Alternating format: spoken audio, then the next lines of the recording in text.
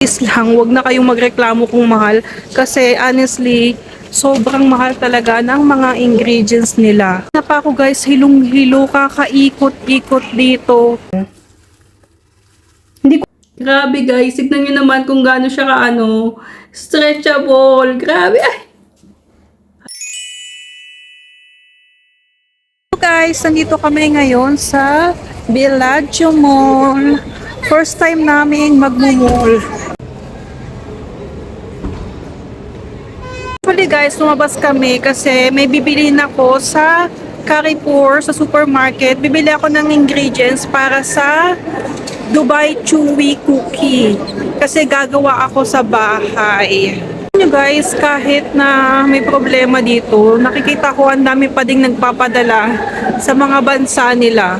Ang hirap guys mag-video kasi kahit gabi na, ang dami pa ding tao dito sa mall. Guys, yung mga iba't ibang products dito sa iba't ibang bansa. Of course, ito yung ating section, Philippine section guys. Ito yung mga products natin sa Pinas. Kumpleto lahat dito. Hanap ko guys kung nasan yung nut section. Ang daming tao.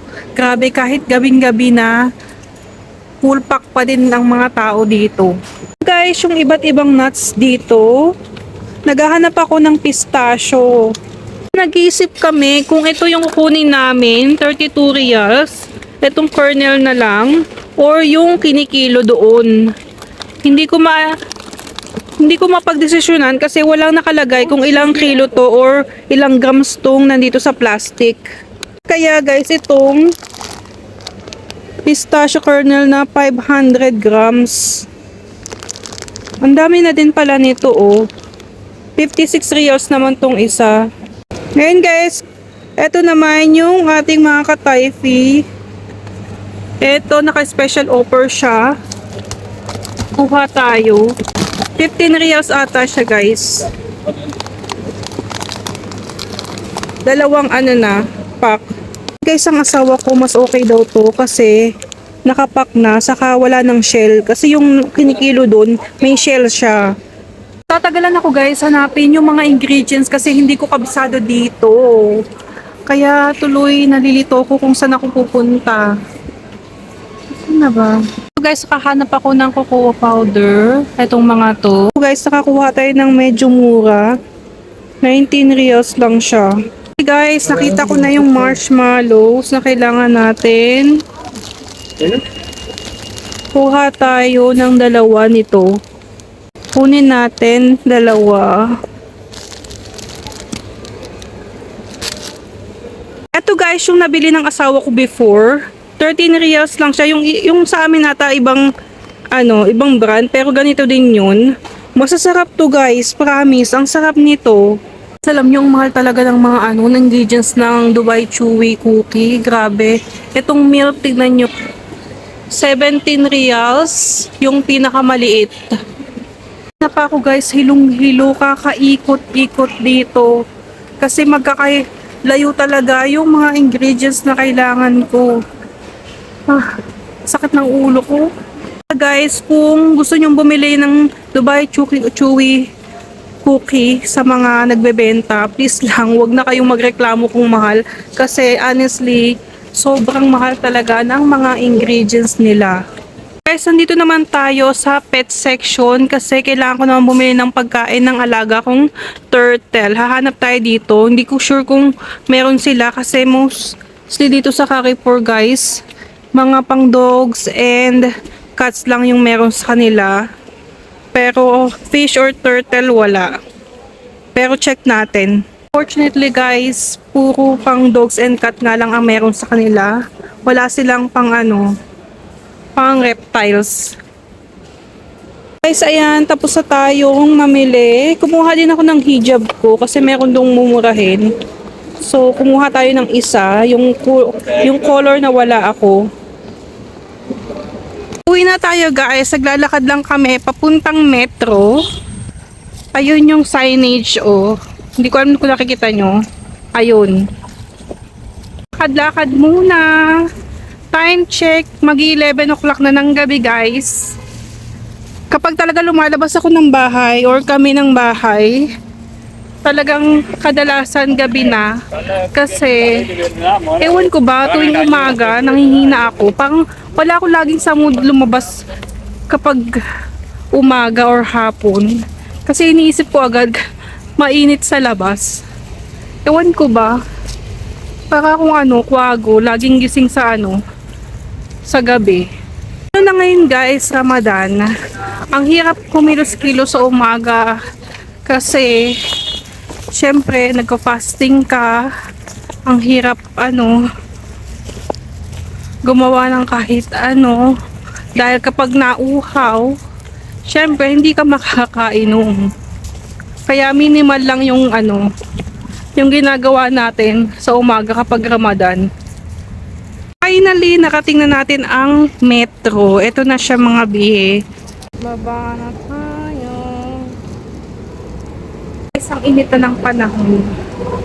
Akala ko malamig sa labas. Umuulan sa labas pero ngayon okay naman, hindi na masyado. Kailangan nating magbayad ng card.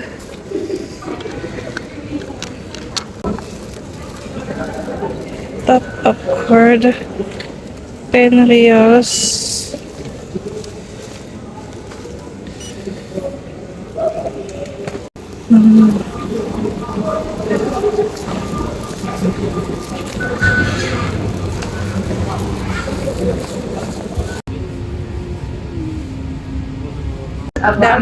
The next station is Park City. Ayun guys, nakababa na kami sa aming station. Paakyat na tayo ngayon para maka-exit. Nakakapagod lumabas. As in, alam nyo kapag ang tagal nyo hindi nakalabas ang bahay, nakakapagod pa lang maglakad-lakad ulit.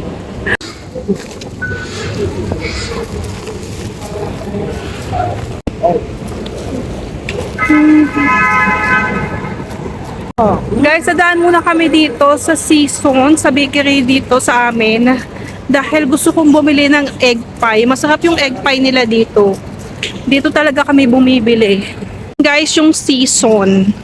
Pinoy bakery to guys, dito sa amin.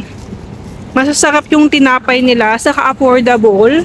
At yung egg pie nila, ang sarap. Alam guys kung meron pa silang egg pie kasi gabi na. Check muna natin. Wala na silang egg pie. Yun pa naman yung pinunta ko dito. Ubus na daw. So ayun guys, uuwi tayo or pupunta ako sa isang bakery pa dito. Pero hindi ako sure kung may egg pie sila doon. Kasi ang alam ko, meron silang ang tawag dito, tinapay na Pilipino, Pinoy bread, pero ibang lahi yung doon, yung restaurant na yun. So, check na lang natin. So guys, check natin kung meron silang tinapay or egg pie. Lakad lang tayo, pasok tayo sa loob. Ay. Ubus na. Wala na. Dito na kami guys sa bahay at ngayon kumakain ako nitong cup noodles from Nomshim. This is Shin Ramyun Cup. Ayan. Wala ng klase yung anak ko. Next week, bali 2 weeks yung kanilang bakasyon. So, super happy naman ako guys kasi makakatulog na ako ng dire-diretso. Kasi late ako nakakatulog, tapos late na ako nakakatulog, tapos kailangan ko pang gumising ulit ng maaga. Ang problema ko, kapag nagising na ako ng maaga, hindi na ako nakakabalik ulit sa tulog. Tapos minsan, bigla pang nag-a-alarm, ganyan, sa mga alert dito. So, ayun, talagang putol-putol yung mga tulog ko ngayon. Kaya naman ngayon, kahit magpuyat tayo, pwede. Kasi, hindi ko na kailangan gumising ng maaga at matulog ulit. Yan din yung isang reason kung bakit ako hindi nakakapag-vlog ng dire-diretso kasi nga madalas puyat ako, tas wala akong ganang mag-vlog, wala akong ganang kumilos. Parang gusto kong kumilos pero ayoko magsalita, ganun. Nagets niyo ba? And guys, tinatoast ko na yung aking pistachio. Ayan siya. Kakaumpisa ko pa lang guys. Tapos ito yung ating katayfi. Pagkatapos nating i-roast yung pistachio, ito naman yung susunod. Next, itong ating katayfi. Ni-roast na din natin siya sa butter. Light brown na siya guys, pero feeling ko kailangan pa nating i-roast ng konti. Medyo lighter pa siya eh. Pa-dark natin siya ng konti pa. Biniblend ko na guys yung ating pistachio. And guys, alam nyo ba, sobrang bango. Sobrang bango pala ng pistachio kapag kinagrind. Wala akong powder sugar guys, kaya ang gagawin ko, i-blend or gagrind din natin itong castor sugar namin para maging powder siya. Lagay tayo dito sa sa grinder. Ito yung ginagawa ko guys kapag kailangan ko ng powder sugar. Kasi minsan wala kami. Takpan lang natin. Ay, parang basa pa tong Wait. Hindi pwedeng basa. Ayan, takpan lang natin siya. Saka natin i-grind.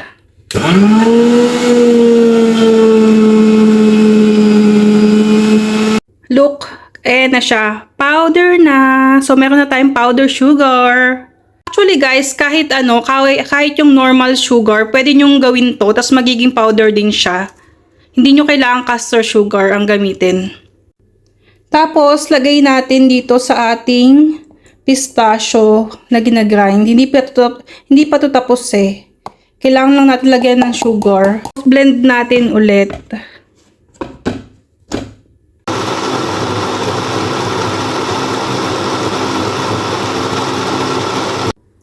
Nilagay ko na siya dito sa bowl. Tapos, lalagay na natin yung kataypi na ni-roast natin. Ayan.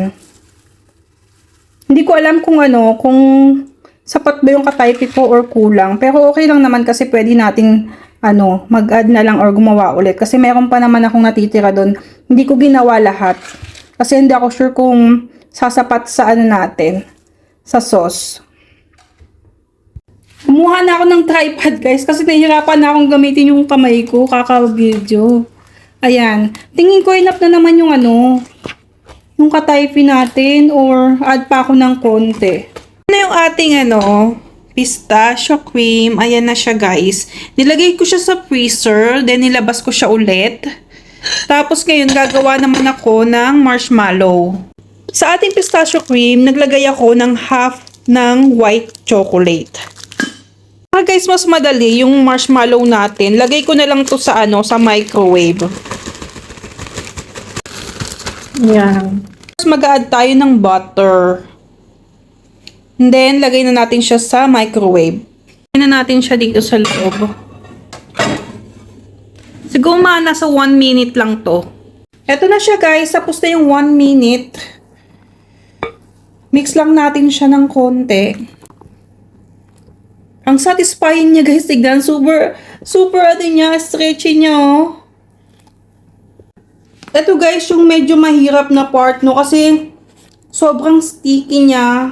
Add tayo ng cocoa powder and milk powder.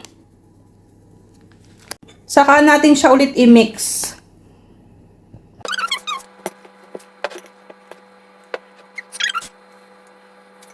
Lagay tayo dito guys ng oil ng konti. Saka natin ilagay yung ating marshmallow. Ayan.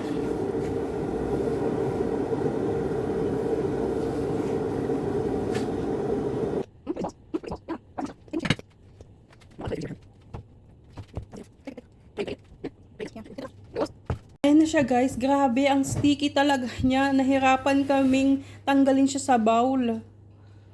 Ngayon guys, gagawa tayo ng maliliit na balls from this marshmallow. Nakalimutan ko lagyan ng ng oil yung aking kamay. I brought the fish.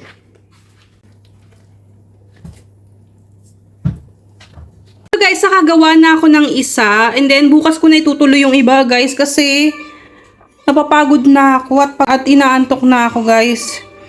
Kainin ko na lang tong isa. Guys, gumawa ulit ako ng marshmallow kasi yung isa parang kulang siya ng cocoa powder. So ngayon, dagdag tayo. And ngayon, ginagawa ko na siya sa pan. Bale, ito na siya guys, much better kesa kahapon at nakagawa na din ako ng isa. Ayan, mas brown na siya and chocolate na talaga yung itsura niya. Pakita ko sa inyo kung paano ko siya ginagawa. Itong ating cream, nilagay ko siya sa freezer overnight. Tapos, gantong kalaking scoop yung ginagawa ko. Tapos, pinipress ko siyang ganyan. Para sure na magkakaano sila. Kakasukat. Mas manageable yung paggawa ng marshmallow sa pan kesa sa microwave.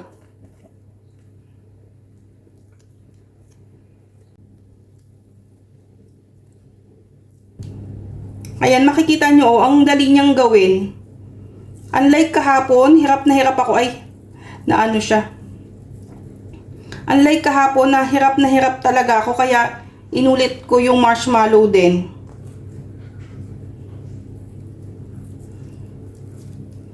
Eto na guys, yung lahat ng nagawa ko. Konti lang siya guys kasi ang lalaki nung mga ginawa ko as in.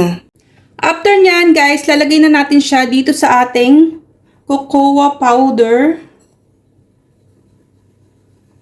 Makoat siya ng maigi. At ito na nga yung final result niya guys. Sobrang hirap pala nitong gawin. Akala ko madali lang. Nabudol ako guys. Grabe. Kaya kung gusto nyo makatikim nito guys, bumili na lang kayo. Bumili na lang kayo. Feeling ko mas makakatipid pa kayo kaysa gumawa ng sarili niyo. Ito guys yung kahapon ko. See the difference? Yung isa talaga brown na brown. Ito light brown lang talaga siya. Guys, ilagay ko na siya sa packaging. Ang ganda nyo. Promise. And I feel eksakto lang yung size ng balls na ginawa ko. Kasi, guys, super fit siya dito sa package. Sa packaging. Ayan. Ang ganda. Saktong-sakto lang. Tingnan nyo. Diba? Ang laki din niya, oh. Ang laki niya. Of course, guys, kakain tayo. Magte-taste test tayo. Ito yung mga, hindi masyadong maganda yung pagkakagawa ko. So, ito yung iti-taste test natin. Ayan nga, medyo, nasa normal temperature siya kasi kanina pa ito nasa labas. So, get yours. So, ayan siya guys, ha. Ayan, kita nyo sa Grabe guys, tignan nyo naman kung gaano siya stretchable. Grabe, ay.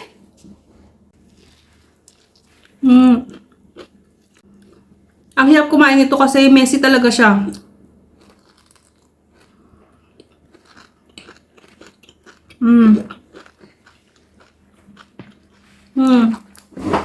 Kaya make sure kung kakain ka nito, nasa bahay kayo,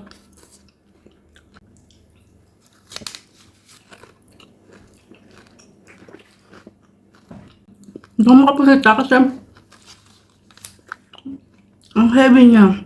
Hard to speak, ha?